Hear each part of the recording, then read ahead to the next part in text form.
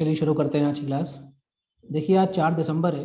इसके बारे में मैंने आपको 2 दिन पहले ही बता दिया था कि 4 दिसंबर को हमारे देश में हम मनाते हैं इंडियन नेवी डे के रूप में, यानी भारतीय नौसेना दिवस के रूप में। ऐसा हम इसलिए करते हैं कि 1971 का जो इंडिया पाक युद्ध हुआ था, इस युद्ध में भारत की पश्चिमी सीमा में हमने पाकिस्तान का एक पूरा नेवल बेस उड़ा दिया था। पाकिस्तान का सबसे बड़ा जो शहर है उसे कराची कहते हैं। तो हमने इसका जो नेवल बेस है उसको तबाह कर दिया था और इस ऑपरेशन का नाम था ऑपरेशन ट्राइडेंट। तो ये कारनामा हमने किया था 4 दिसंबर को। इसलिए इस बहादुरी भरे काम को याद करने के लिए इंडियन नेवी हर साल 4 दिसंबर को मनाती है अपना इंडियन नेवी डे। ये जो 1971 का इंडिया पाक वॉर था, ये 3 दिसंबर से 16 दिसंबर तक चला था और दोनों फ्रंटों में चला था। हम वेस्ट में भी लड़ रहे थे, ईस्ट में भी लड़ रहे थे, और हमने बांग्लादेश नाम से एक नया देश बनवाया जो कि पहले ईस्ट पाकिस्तान कहा जाता था, लेकिन 1971 में बांग्लादेश बना। और अभी 2021 में हम इस वॉर के 50वें वर्ष को मना रहे हैं और बांग्लादेश अपनी आज़ादी का 50वां साल मना रहा है।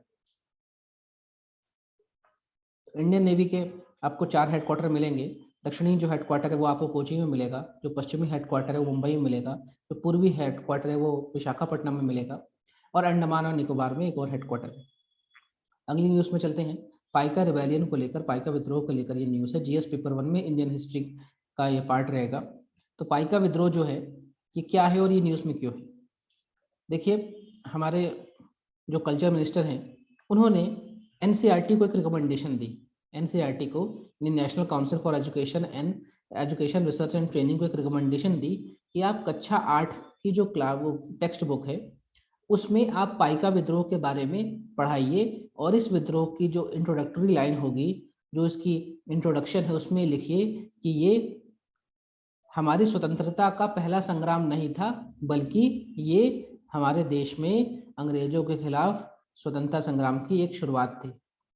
पिछले 2 से 3 सालों से सेंट्रल गवर्नमेंट का ये स्टांस रहा है कि 1857 की क्रांति को पहला स्वतंत्रता संग्राम ना कहते हुए 1817 वाला जो पाइका विद्रोह है इसे पहला स्वतंत्रता संग्राम कहा जाए। लेकिन सरकार ने अपना स्टैंड अभी क्लियर किया और खुद कल्चर मिनिस्टर ने कहा है कि जो फर्स्ट वॉर ऑफ इंडिपेंडेंस है वो तो 1857 की क्रांति को ही कहा जाएगा। और इसी नाम से विनायक दामोदर सावरकर ने किताब भी लिखी थी 1904 में, जो कि इस क्रांति को दर्शाती थी। और पाइका विद्रोह को ये कहा जा रहा है कि एक फॉर्मल बिगिनिंग है हमारे देश में अंग्रेजों के खिलाफ विद्रोह की। तो पाइका विद्रोह क्या है इसके बारे में हम जान लेते हैं। पाइका विद्रोह हुआ था उड़ीसा में, आज के उड़ीसा में। पाइका विद्रोह में ये जो पाइक है, पाइकास, ये शब्द बना है पाइक से। पाइक मतलब होता है फुट सोल्जर। फुट सोल्जर यानी जो कि दौड़ के पैर युद्ध करते हैं, यानी केवल आपके सैनिक हैं। तो जो पाइका थे असल में ये सोल्जर्स थे, लेकिन अब ऐसा तो है नहीं कि अब 12 महीने आप लड़ाई करेंगे। तो ये सोल्जर के साथ साथ फार्मर भी थे। इनको उड़ीसा जो सरकार थी या उड़ीसा का जो राज्य था, यहाँ पे खुर्दा डायनेस्टी रूल कर रही थी। खुर्दा का राज था। खुर्दा आज वैसे उड़ीसा का एक जिला है। तो इनको ये युद्ध करते थे, राजा के साथ लड़ते थे, लेकिन परमानेंट आर्मी राजा की थी नहीं। तो राजा इन सोल्जर्स को जमीन देता था जो कि टैक्स फ्री थी, और इन जमीन को कहा जाता था निष्कर जागीर। कर मतलब होता है टैक्स, निष् मतलब नो टैक्स। ऐसी जागीर मिलती थी और टाइटल मिलते थे। और जब भी राजा को जरूरत पड़ती थी तो ये जो पाइकास थे ये राजा की तरफ से लड़ते भी थे। तो ये ट्रेडिशनली क्या थे, ये फार्मर थे, लेकिन इनको लड़ना आता था, मिलिशिया थे, और ये वॉरियर्स के रूप में जाने जाते थे। 1803 के आसपास असल में ये जो उड़ीसा वाला बेल्ट है, ये जो उड़ीसा वाली बेल्ट है, ये पहले मराठाओं के अधीन में आती थी। लेकिन जब आप सेकंड एंग्लो मराठा वॉर हुआ, जो 1802 से 1805 तक हुआ, इस वॉर में मराठा हारे और मराठाओं ने एक एक करके संधि साइन की अंग्रेजों से। तो ये जो सेकंड एंग्लो मराठा वॉर हुआ था, इसमें उड़ीसा वाला जो हिस्सा था मराठाओं के हाथ से निकलकर किसके पास पहुंच गया? कंपनी के पास पहुंच गया, ईस्ट इंडिया कंपनी के पास पहुंच गया। और कंपनी जब भी कहीं पहुंचेगी तो सबसे पहले उसको लैंड चाहिए, जमीन चाहिए, क्योंकि जमीन से क्या मिलता है? टैक्स मिलता है। इनको चाहिए पैसा, रेवेन्यू। अब ये यहाँ पे आए और इन्होंने देखा कि यहाँ पे बहुत बड़ी जमीन तो ऐसे पाइकास के पास है, इनको उनको टैक्स नहीं देना है, और इनको तो भैया टैक्स चाहिए था, पैसा चाहिए था। तो ये इन पाइका पे प्रेशर करने लगे कि भाई आप को फ्री में जमीन नहीं मिलेगी, आपको टैक्स देना पड़ेगा। अब ऐसा नहीं कि ये सिर्फ वहाँ के लोकल लोगों को जमीन मिली थी, जो भाई आर्मी है, आर्मी में एक छोटा सैनिक को छोटी जमीन है, फिर उससे बड़ा आर्मी जनरल को और बड़ी जमीन, तो इस तरह बहुत सारे लोगों को छोटी बड़ी हर तरह की जमीन उनके पास थी। अब सब लोगों को दिक्कत हुई कि यार ये अंग्रेज तो पीछे पड़ गए, पैसा मांग रहे। तो वहां पे जो खुर्दा के जो राजा थे उनका नाम था मुकुंद राय, मुकुंद देव। ये उस समय बच्चे थे, बच्चे मतलब 5-8 साल की उम्र थी, और सारा काम देख रहे थे। वहां के प्रधानमंत्री यानी वहां के जो मुख्यमंत्री थे यानी मेन मिनिस्टर थे, उनका नाम था जय राजगुरु, जय राजगुरु। तो जय राजगुरु ने विरोध किया कि नहीं, ऐसे अंग्रेज मनमानी नहीं करेंगे हमसे, हमसे हमारी जमीन से बेदखल नहीं करेंगे, क्योंकि जो टैक्स नहीं दे रहा था उसकी जमीन छीन रहे थे। तो जय राजगुरु ने 1805 में अंग्रेजों के खिलाफ विद्रोह कर दिया। तो इस विद्रोह में अंग्रेजों ने इनकी पाइकास को हराया और इनको मार दिया, एग्जीक्यूट कर दिया। तो पहला पाइका विद्रोह 1805 के आसपास हुआ था। अंग्रेज फिर भी मान नहीं रहे थे और लोगों की जमीन हड़प रहे थे, या तो पैसा ले रहे थे, जमीन हड़प रहे थे। फिर 1817 का वक्त आया। उस समय जो मेन आर्मी कमांडर थे, जिनका नाम था बख्शी जगबंधु, विद्याधर मोहापात्रा, राजा यही है मुकुंद देव, अब थोड़े बड़े हो गए हैं, लेकिन इनकी कुछ चलती नहीं है, इनके पास दिमाग नहीं है, सारा काम आर्मी कमांडर बख्शी जगबंधु कर रहे थे। बख्शी एक टाइटल होता है, आर्मी कमांडर को बख्शी का टाइटल मिलता था।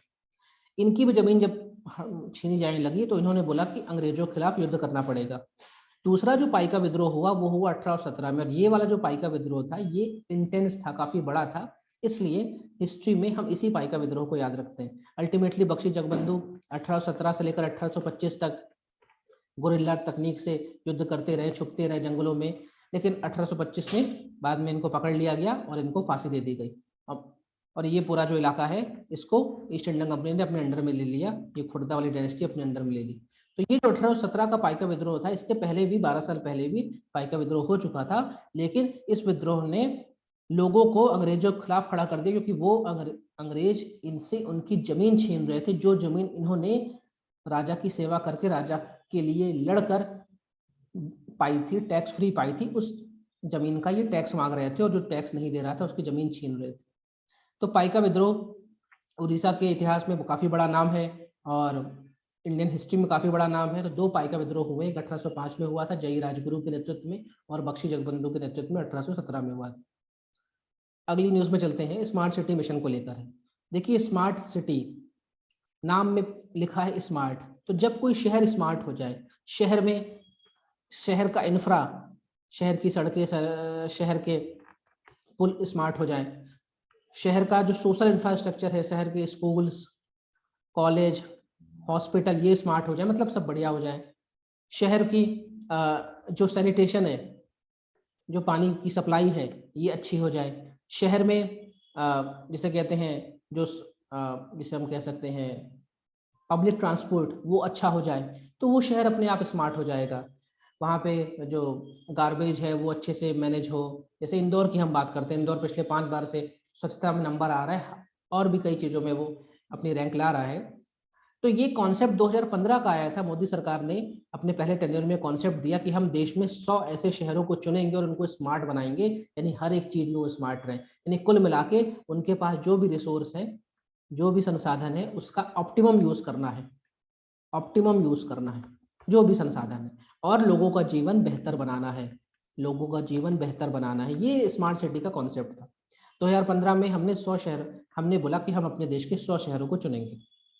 2016 आते आते हमने 100 शहरों को चुन लिया, और इन 100 शहरों को सरकार ने बोला कि भाई आपको 5 साल का समय देते हैं, यानी दिसंबर 2021, 31 दिसंबर 2030 तक, 21 तक आपको स्मार्ट हो जाना है। लेकिन बीच में आ गया 2 साल कोविड की वजह से बहुत सारे शहर स्मार्ट हो नहीं पाए। इन 100 शहरों में से कोई भी शहर स्मार्ट नहीं हो पाया, तो सरकार ने इसकी डेडलाइन को 21 से 23 कर दिया। न्यूज इसलिए थी। अब ये जो स्मार्ट शहर हैं, ये किस मंत्रालय के अधीन काम कर रहा है, कौन सा मंत्रालय इनको गाइड कर रहा है? तो जो ministry of housing and urban affairs है, यानी मिनिस्ट्री ऑफ आवास एवं शहरी मंत्रालय का जो मिनिस्ट्री है, वो इसको गाइड कर रही है। और ये जो स्कीम है ये सेंट्रली स्पॉन्सर्ड स्कीम है। जब भी स्पॉन्सर्ड शब्द लगा रहे, इसका मतलब इसमें सेंट्रल और स्टेट दोनों मिलकर खर्चा कर रहे हैं, दोनों मिलकर खर्चा कर रहे हैं, चाहे वो रेशियो 60-40 का हो, या 90-10 का हो, या 50-50 का, वो अलग अलग है, लेकिन पैसा दोनों का लग रहा है। अगर इसी जगह इसकी जगह लिखा होता है सेंट्रली सेक्टर स्कीम, तब पूरा पैसा केंद्र सरकार का है। तो स्पॉन्सर्ड स्कीम है, मतलब राज्य और केंद्र दोनों मिलकर पैसा लगा रहे हैं। और ये जो स्कीम है, अगर इसमें हम बात करें हमारे मध्य प्रदेश की, तो मध्य प्रदेश के 7 शहरों को स्मार्ट शहर की लिस्ट में चुना गया था, जिसमें भोपाल, इंदौर, उज्जैन, ग्वालियर, जौनपुर, सतना और सागर आते थे। रोचक बात यह है कि हमारे अब ये कोई भी शहर स्मार्ट बन रहा है, उसमें 10 तरह के काम हो रहे हैं, तो कोई तो एक कमांड सेंटर होना चाहिए जहां पे हम कंट्रोल कर सके, देख सके काम हो रहा है कि नहीं। तो देश का पहला integrated control command centre Madhya Pradesh के भोपाल में लगा, देश का पहला। अब तक तो लगभग 70 शहरों में लग चुके हैं, लेकिन देश का पहला इंटीग्रेटेड कंट्रोल कमांड सेंटर जो कि स्मार्ट सिटी का है, वो कहाँ लगा था? आपके भोपाल में लगा था। एक एग्जाम्पल देता हूँ, इंदौर की बात करते हैं। इंदौर में कचरा पेटी हमने हर जगह रख दी। अब कचरा पेटी में अगर हमने सेंसर लगा दिया, अपने अपने कचरा का जो वाहन है उसमें हमने जीपीएस लगा दिया, तो जब भी कोई कचरा पेटी भर रही है, 70% से अधिक भर गई, तो वो ऑटोमेटिक मैसेज मारेगी कि मैं भरने वाली हूँ।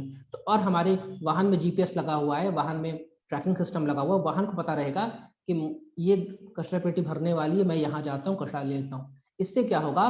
पेटी ओवरफ्लो नहीं होगी और वाहन दिन भर फालतू घूमेगा नहीं, उसको पता रहेगा कहाँ मुझको जाना है, कहाँ की पेटियां भर रही हैं, कहाँ से कचरा उठाना है। तो ये एक एग्जाम्पल मैंने दिया आपको। तो हमारे देश के 100 शहर चुने गए थे जिनको अब 2023 तक स्मार्ट बनना है। और हमारे ऐसे कौन कितने शहर है? 7 शहर है मध्य प्रदेश के, भोपाल, इंदौर, उज्जैन, ग्वालियर, जौनपुर, सतना और सागर। ठीक है। और यहाँ पे शहर को हर स्तर में स्मार्ट होना है, उसका ट्रांसपोर्ट स्मार्ट हो जाए, उसका इंफ्रा स्मार्ट हो जाए, उसके स्कूल, कॉलेज, हॉस्पिटल स्मार्ट हो जाए, उसका सैनिटेशन स्मार्ट हो जाए, उसकी ड्रिंकिंग फैसिलिटी स्मार्ट हो जाए। स्मार्ट मतलब हमारे जो भी रिसोर्सेस है उसका ऑप्टिमम यूज करना है। अगर हमारे पास 1 लाख क्यूबिक मीटर पानी है, तो उसका अच्छे से अच्छा उपयोग कैसे कर सके कि पानी यूज भी हो जाए, वेस्ट भी ना हो, रेन वाटर हार्वेस्टिंग हो, पानी को फिर से रिसाइकल करे, ये सब चीजें। अगली न्यूज पे चलते, कास्ट सेंसस को लेकर, जाति आधारित जनगणना को लेकर है। देखिए इसके पीछे थोड़ी सी कहानी समझते हैं। हम 1947 में आजाद हुए और जो जनगणना है हर 10 साल में होती है। पहली जनगणना 1872 में हुई थी, लेकिन रेगुलर जनगणना 1881 से हो रही है। यानी 1881 से हर 10 साल में जनगणना हो रही थी। 1901 में हुई, 1911, 1921, 1931 और 1941 तक हुई। और फिर जो 1951 में हुई, तब तक हम आजाद हो चुके थे। 1931 तक की जनगणना में SC ST के साथ साथ कास्ट सेंसस भी निकलता था कि कौन कौन सी जाति के लोग हैं इस कास्ट में, सवर्ण, OBC सब आते थे। लेकिन 31 के बाद से कास्ट जनगणना नहीं हुई। यानी जब भी डेटा निकला तो SC का निकला, ST का निकला, कितनी आबादी है, कितनी महिलाएं, कितने पुरुष है, कितने बच्चे हैं, कितने कमाते हैं, कितने गाड़ी है, सब निकला। लेकिन कास्ट को लेकर जानकारी निकली कि कौन कौन सी कास्ट के कितने लोग। 1941 के समय सेकेंड वर्ल्ड वॉर चल रहा था, तो उस समय का सेंसस उतना अच्छे से हुआ नहीं। और उसके बाद से हमने आजाद भारत में कभी भी SC ST के अलावा जाति आधारित जनगणना नहीं की, और ना हमने बताया कि कितने पटेल हैं, कितने OBC हैं, कितने वो है, हमने नहीं बताया। लेकिन नेहरू ने 1953 में पहला कास्ट कमीशन बनाया, OBC कास्ट कमीशन बनाया, और काका कालेलकर की अध्यक्षता में बनाया था, कालेलकर की अध्यक्षता में बनाया था। और उस समय उन्होंने बताया था कि हमारे देश में इतनी इतनी जातियां हैं। तो ये फर्स्ट OBC कमीशन हम कह सकते हैं। फिर 1979 में BP मंडल की अध्यक्षता में सेकंड OBC कमीशन बना कि भाई कौन कौन से OBC हैं, और इसने 1980 में रिपोर्ट दे दी। लेकिन अगले 10 साल तक इस रिपोर्ट में कोई काम नहीं हुआ। इस रिपोर्ट को 1990 में, उस समय VP सिंह की सरकार थी, VP सिंह प्रधानमंत्री थे, उन्होंने इस रिपोर्ट को लागू कर दिया। और ये रिपोर्ट कहती थी OBC को आरक्षण मिलेगा 27%। बाद में 1992 में एक केस हुआ, इंदिरा साहनी का केस, और उस इंदिरा साहनी के केस में सुप्रीम कोर्ट ने कहा कि भैया ये जो आरक्षण मिला ये ठीक है, बस ध्यान रखिए जो भी आरक्षण है वो 50% से कभी ज्यादा नहीं होना चाहिए। ये 1992 का जजमेंट है। यानी मंडल कमीशन का जो OBC का आरक्षण था वो सरकार ने ठीक बोला, सुप्रीम कोर्ट ने ठीक बोला। आज की तारीख में SC को मिलता है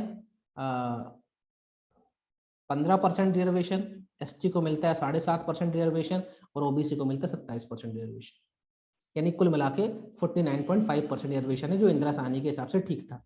लेकिन 2018 में सरकार ने इकोनॉमी की वीकर सेक्शन के लिए 10% आरक्षण और बढ़ा दिया।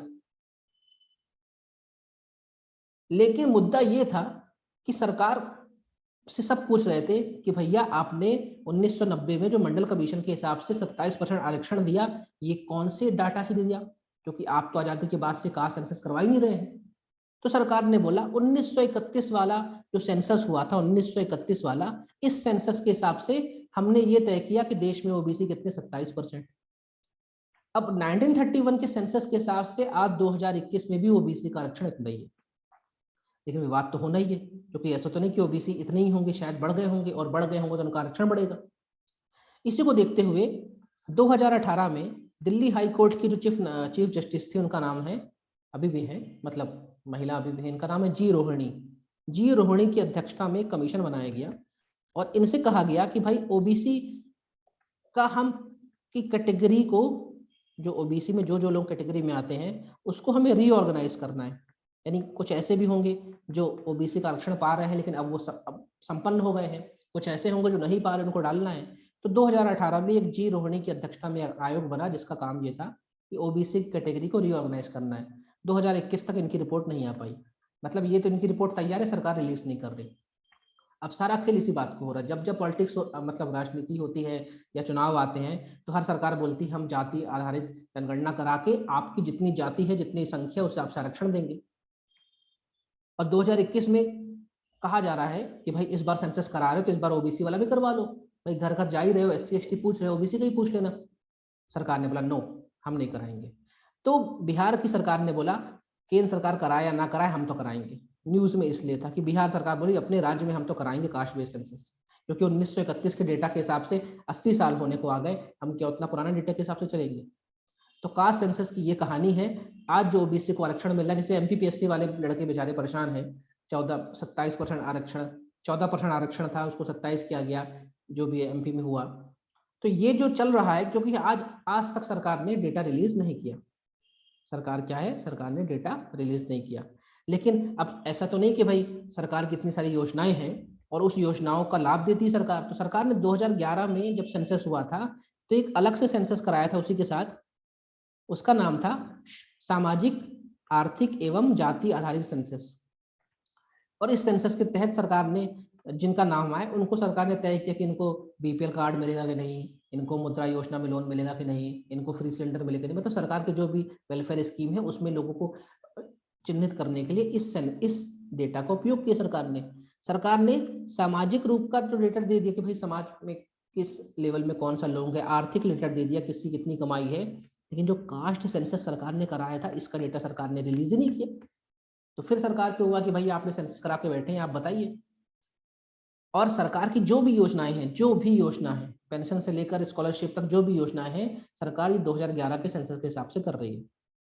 अभी क्या हुआ, सरकार ने अभी सुप्रीम कोर्ट को कहा कि ये जो डेटा आया है 2011 वाला, ये तो गलत है, क्योंकि ये हमारे देश में लगभग 4 लाख जातियां बता रहा है, जबकि 1953 का काका कालेलकर ने सिर्फ 4000 बताई थी। तो सवाल ये है कि जब ये डेटा ही गलत है, पिछले 10 साल से आपने इतने लोगों को इतनी योजनाओं में लाभ दे दिया, उसका क्या? और जबकि 3 साल पहले सरकार ने बोला था मेरा डेटा बिल्कुल सही है, स्टैंडिंग कमेटी के सामने पार्लियामेंट की, डेटा बिल्कुल सही है। अब सरकार बोलती डेटा गलत है, क्योंकि सारी पार्टियां बोल रही भाई 2011 में आपने एसईसीसी करवाया ही है, तो इसमें जो कास्ट है उसकी जानकारी आपके पास है कि कितने ओबीसी हैं, ओबीसी में कौन कितनी है, बता दो ना एक बार। सरकार बोलती नो, क्योंकि सरकार को लगता है कि अगर बता देंगे तो रिजर्वेशन वाला जिन वापस निकल आएगा, ओबीसी का आरक्षण बढ़ेगा या कम होगा, देश में बवाल मच जाएगा। इसलिए सरकार अब एक कदम आगे बढ़ के बोलती है ये डेटा ही गलत है। लेकिन ये तो वही बात हुई कि पिछले 10 साल से आप जिस डेटे पे काम कर रहे हैं वो डेटा ही गलत है, यानी आप, खैर जो भी है। तो ये मैंने आपको कहानी आपको समझा दी है। और जरूरी डेटा इसलिए है कि हमें पता तो रहे कौन सी जाति कितनी संपन्न हुई, कौन सी जाति कितनी संपन्न नहीं है। कुछ ऐसी जाति जो संपन्न हो गई उनको आरक्षण से हटा दें, कुछ ऐसी जातियां जो अभी तक आरक्षण का लाभ नहीं मिल पाए उनको जोड़ ले। जरूरी है ये सब चीज, क्योंकि अल्टीमेटली सबका साथ सबका विकास करना है। तो लेकिन सरकार अब कह रही है कि 2011 का जो SEC डेटा है वो गलत है। अगली न्यूज़ में चलते हैं, डिफेंस को लेकर GS पेपर 2 का पार्ट है। जब कोविड-19 आया तो सरकार ने बोला कि हमारा बहुत सारा पैसा हमारे रक्षा सामग्री में खर्च होता है, क्योंकि हम दुनिया के सेकंड नंबर के आयातक देश हैं। दुनिया के सेकंड नंबर के रक्षा उत्पादों के आयातक देश हैं और इससे बहुत सारा पैसा खर्च होता है। सरकार ने नेगेटिव इंपोर्ट की लिस्ट बनाई कि ये चीज़ हम बाहर से मंगाएंगे नहीं, इनको अपने देश में जो MSME सेक्टर है उससे बोलो और ये बनाए।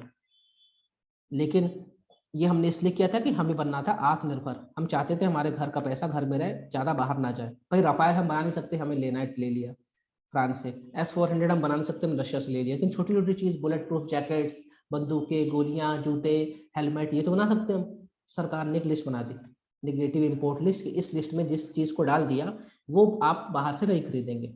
तो कहाँ से खरीदेंगे? अपने देश में बनवाओ, आप कंपनी से बोलो बनाइए। लेकिन पिछले 1.5 साल में आशानुरूप काम नहीं हुआ और सरकार ने बोला कि देखो देश हित सबसे बड़ा है, देश की रक्षा सबसे बड़ी है। अगर ऐसी कोई चीज़ जो हम अभी तक बना नहीं पाए हैं तो किसी विशेष सर्कमस्टांसेस में हम उसको बाहर से मंगा सकते हैं, भले वो नेगेटिव इंपोर्ट लिस्ट में। नेगेटिव इसलिए कि इसका इंपोर्ट नहीं करना, इसका आयात नहीं करना, लेकिन फिर भी हम मंगा सकते हैं क्योंकि अल्टीमेटली देश हित बड़ा है, चाइना सामने खड़ा है और हमें अल्टीमेटली अपने आप को सुरक्षित रखना है।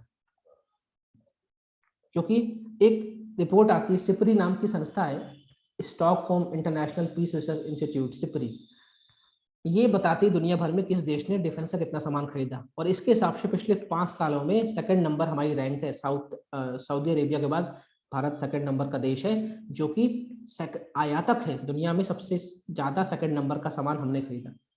तो बहुत बड़ा पैसा हमने दिया बाहर, और ये पैसा रुक जाए इसलिए हमने नेगेटिव इंपोर्ट लिस्ट बनाई। जैसे राफेल की हम बात करें, लगभग 36,000 करोड़ रुपए के हम 36 राफेल खरीद रहे हैं। अभी S-400 हमारे पास पहुंचा है, ये हमने रशिया से लिया। बहुत बड़ी बड़ी चीज़ हम ले रहे हैं। तो ये चीज़ हम अगर देश में ही बनाए तो हमारे देश का पैसा ही बचेगा, टेक्नोलॉजी ही बढ़ेगी और हमें अपने देश में काम भी मिलेगा।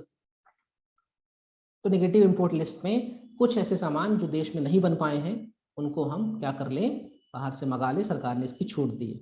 नेगेटिव इंपोर्ट लिस्ट में 108 चीज़ों का नाम है और सरकार ने कहा है, सबका अलग अलग समय है कि किस, जैसे जो बड़ी चीज़ है, फाइटर प्लेन्स हैं, एरोप्लेन्स हैं और गन्स हैं, उनके लिए सरकार ने 2025 तक का टाइमलाइन दिया कि 2025 तक तो इनको मंगाओ, उसके बाद देश में बनाएंगे। और छोटी छोटी जो चीज़ है उसको तो सरकार ने अभी रोक दिया था कि ये गोली, बंदूक, बुलेट प्रूफ जैकेट, हेलमेट, ये सब तो आप देश में बनाइए, ठीक है।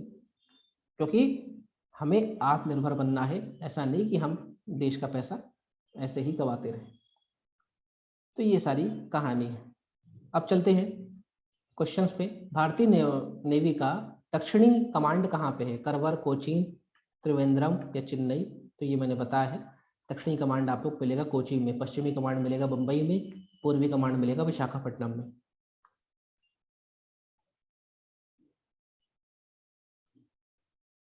पाइका विद्रोह से जुड़ी हुई स्टेटमेंट पे ध्यान दीजिए। पहला स्टेटमेंट ये कहता है कि ये जो विद्रोह हुआ था ये महाराष्ट्र के क्षेत्र में हुआ था, गलत, ये तो उड़ीसा के क्षेत्र में हुआ था। दूसरा ये कह रहा था कि जब सेकंड एंग्लो मराठा वॉर हुआ तो ब्रिटिशर्स ने ये इलाका अपने अंडर में ले लिया, ठीक है। तीसरा ये कह रहा है कि बख्शी जगबंधु के नेतृत्व में 1817 में ये विद्रोह हुआ, ठीक है। और जय राजगुरु के लीडरशिप में 1805 में हुआ था। तो राइट आंसर है 2 and 3 इज राइट। अंतरराष्ट्रीय विकलांग दिवस कब मनाया जाता है? कल की क्लास में मैंने बताया था, 3 दिसंबर को मनाया जाता है अंतरराष्ट्रीय विकलांग दिवस। चलिए, थैंक यू एवरीवन।